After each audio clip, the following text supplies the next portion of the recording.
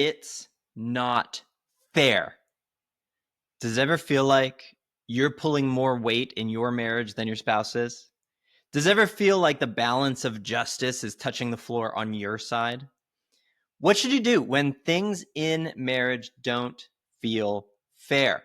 How does Jesus help us when we feel this way? Welcome to the Christian Marriage Podcast, the only podcast on the entire internet about Christian marriage that I host. I'm Nick.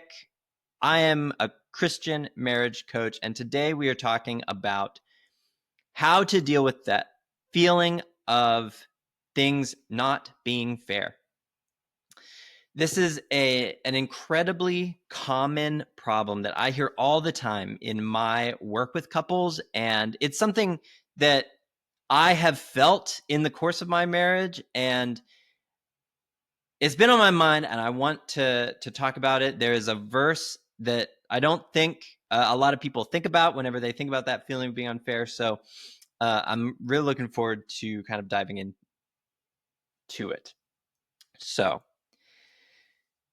this comes in a lot of different versions. Why am I the only one that has to change? Or I have bent to her so much, it's time for her to come to me a little bit. Or I just can't do it all. He needs to do something. I get it a lot. And I get it. There was a period in my marriage where just kind of everything felt unfair. From sex to how I used my tone to controlling my emotions when it felt like she wasn't controlling her emotions. Like just everything felt like I was the one, I was responsible. I was the one who had to change. Everything was being blamed on me. It feels exhausting and defeating. And it's tough to know what to do. There is a particular verse that was really helpful to me in that period of time. It is in 1 Corinthians 6, verse 7.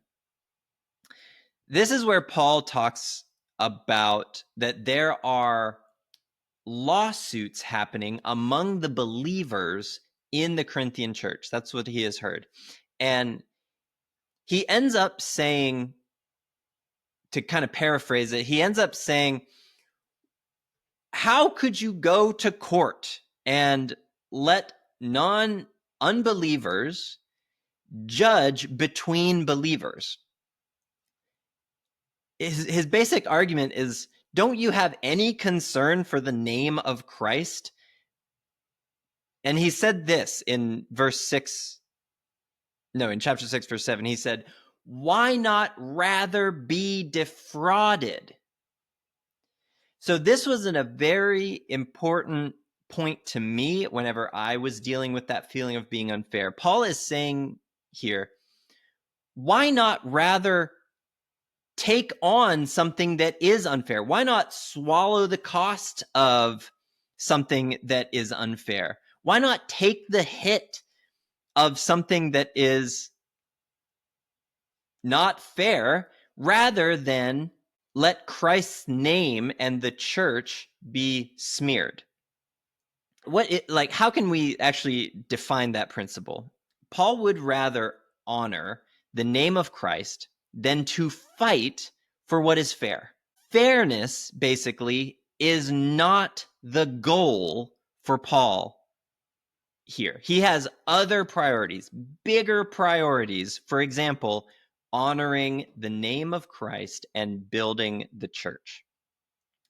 So if we take that principle and apply it to marriage and to that feeling of things being unfair, what we find is that we now have the ability to say, yes, this is unfair, and I choose to give up the goal of fairness in favor of more important goals.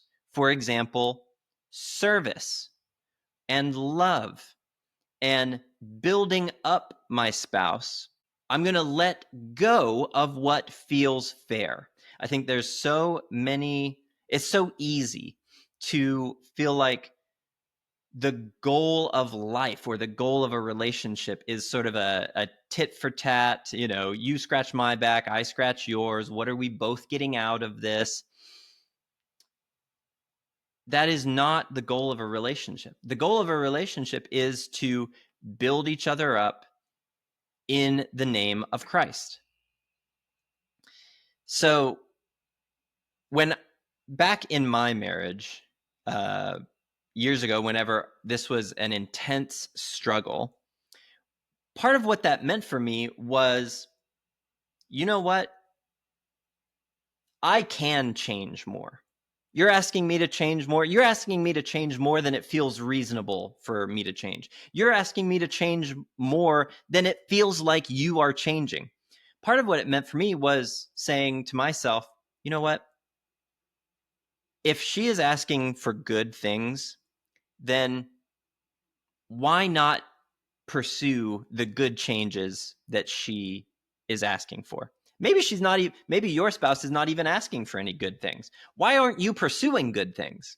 Why not pursue good things and build up your marriage instead of just waiting for your spouse to do something that could make your relationship better? You are in control of yourself. Be perfect as Christ is perfect, even if it's unfair. Now, one thing this has been on my mind because I still struggle with it. There was something a couple of weeks ago in our communication that felt almost crushingly unfair. It was really disheartening when it felt like I'm the only one that navigates things in this way or that way or whatever it was. It felt so unfair. And you get that kind of, you project out into the future where you're imagining like the next 50 years of dealing with this unfairness. I still feel it. Now, Sandy and I were able to talk about it, communicate about it, work through it, try and form a plan. So we still, even through the feeling of being unfair, what we were able to do through communication and commitment to each other was try and address the problem. But before we were able to do that, I had to get to a place in my heart where I had hope that even if this does happen and it's unfair for the next 50 years, that I can serve in that way. And what helped me do it? It came back to this verse. Why not rather be defrauded? If you think about Jesus and the way that he loved the church, what was fair about the cross? He took on everything bad and gave us everything good. There is nothing fair about it. Marriage is not meant to be fair. It is meant to be service-oriented, sacrifice-oriented, because that's the example that we have in the gospel. And I get that it's hard. Like I said, I feel it sometimes. I get that it's hard, but fairness is never the goal. Honoring Christ is the goal. Becoming more like Christ is the goal. So what do you do when you are feeling that sort of hopeless, helpless, anger about things being unfair? What helps me is looking at what my priorities are. If I'm serving Christ, then he is going to strengthen me to handle anything unfair, just like he was strengthened to go through the cross, the ultimate unfair thing, so that I can pour out love on my spouse, which, by the way, is the best way to have a great marriage in the future.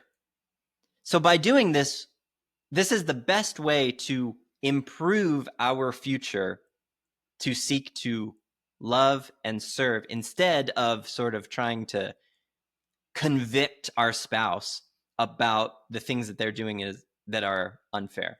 Now, you want to communicate, you want to form a plan, you want to let the other person know what you're dealing with and how unfair it feels. You need to do relationship and you need to be honest, but do it from a place where you know that you can handle things feeling unfair because that's what Christ did for you. So I hope that's helpful. I know it's hard. We are called to a higher priority than fairness. And sometimes we have to live into that. Look, if your marriage communication just, we'll say, isn't exactly where you want it to be, you might be making some simple mistakes that could be making things worse. And there might be some simple solutions that could mean less fights and more connection. Use the link in the description to get your copy of the 7 Deadly Sins of Marriage Communication and find out what those simple mistakes are and how to fix them so that you can build a life-giving marriage for you and your spouse. Okay, so my question for you today is, what is your favorite Bible verse or Bible story that you think about whenever things feel really unfair in your marriage? And leave me a comment in the description. I'm curious. I'd love to know. Also, if you are finding this helpful, it would be really helpful to me if you would leave a 5-star review on the platform that you are listening to this on. And also, if you think anyone else could use this perspective, would you share it with them? That would be really helpful. Thank you so much, and let's build a life-giving marriage.